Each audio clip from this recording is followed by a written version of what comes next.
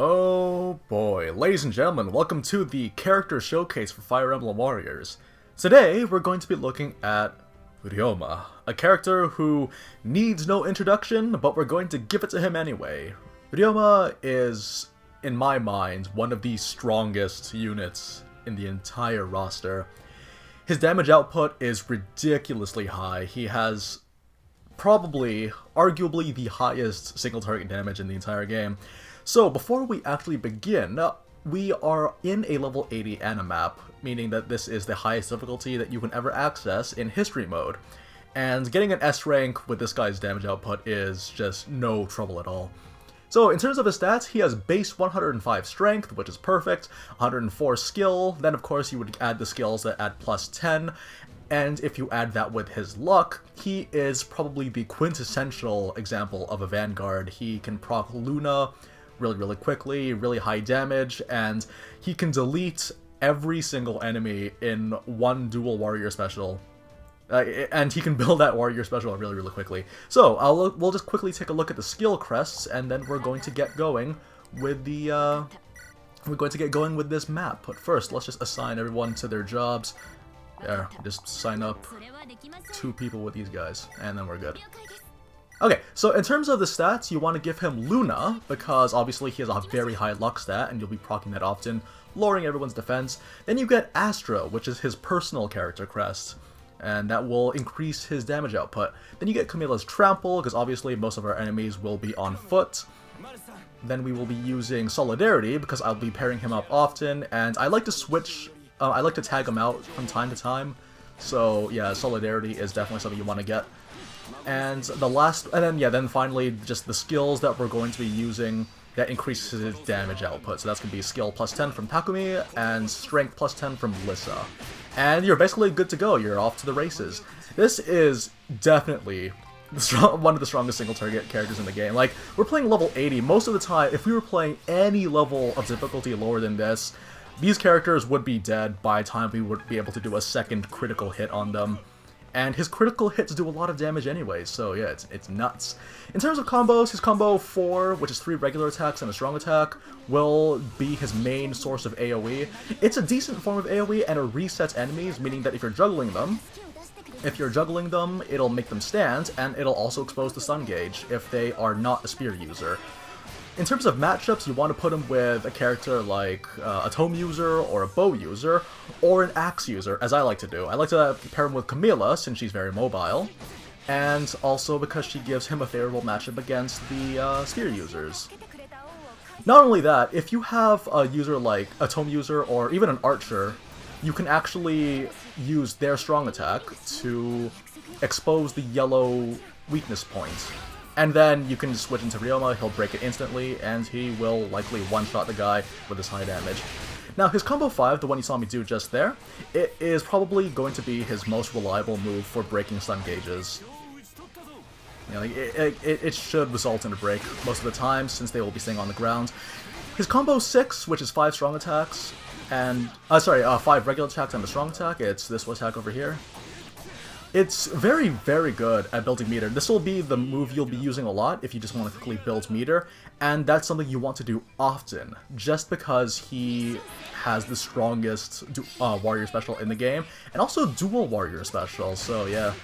This guy has a lot of things going for them, but the most impressive part is in his dual warrior specials. Not only do they do insane damage, they have insane reach. Ridiculous reach. Like, he can hit people from behind him as you're doing that, and he creates a giant Katamari and slices them apart with a sword. Very fun if you were the kind of guy that loves samurai, and you kind of want to play a samurai-type character, then Ryoma's your guy. Now, in terms of strengths, yeah, he has, like, the best 1v1 moveset in the game. His main weakness is the fact that while he has an amazing 1v1, he just has an okay AoE. Like, he can do AoE, and like, for the purposes of this video, I'm not going to be switching characters, I'm not going to be tagging out into Robin for the purposes of giving myself AoE. We're going to do this entire thing solo with Ryoma, only bringing in Robin for her assists. But that's the thing though, is that like, his AoE is okay. Like, there's nothing wrong with it, it's just that it's not as massive massively useful as his single target is. That being said though, that is his job. Like, he works as sort of the archetypal assassin. Does lots and lots of damage, then he leaves and moves on to the next guy. That's his primary objective. Let's see. But yeah, but the thing is though, his dual warrior specials, again, he builds meter really quickly, and that's going to be his main source of AoE anyway, so really, it's kind of a non-issue. Like, if you want to rack up high kill counts, it might be a little bit tricky for him. You kind of do have to go out of your way and spam your combo 4s like you see me doing here. Oh wow, download update for Breath of the Wild. That's very nice of them. And yeah, like, that's just his only real issue. Also, when it comes to juggles, he can juggle pretty decently, but the thing is though, because he's not like Celica and Marth, who both fight on a Z-axis, well, a Z-axis, he goes on an X and Y axis, meaning that there is a pretty good chance of the tracking just letting him fall. Also, he clears out forts pretty easy. That's the thing. He does everything else very, very well. He just misses out on great AoE. But also, he's not... I find him not very mobile either. Like, most characters that I know of, he gets constantly pushed forward, but for him, again, very geared towards 1v1, so maybe he doesn't need it, but it is a thing that is missing. For those of you guys that might remember, I made a tier list a couple of days ago. You'll find that in these videos, I reference that a lot, but it's because I also kind of intend to justify my placements on these tier lists as I make these showcase videos. The thing is, I put him in the A- rank, and that raised a lot of eyebrows. Like, the reception that I had for that tier list was largely positive, but there were the people that were skeptical, and me placing him lower than a good amount of characters that, even though a lot of people would argue, correctly so, that Ryoma is one of the strongest characters in the game. And it's true. He is one of the strongest characters in the game, if not the strongest. His damage output is extremely high. Like, you know, most of these attacks on level 80 character will end up being one-shots most of the time. Like, he just does damage so reliably.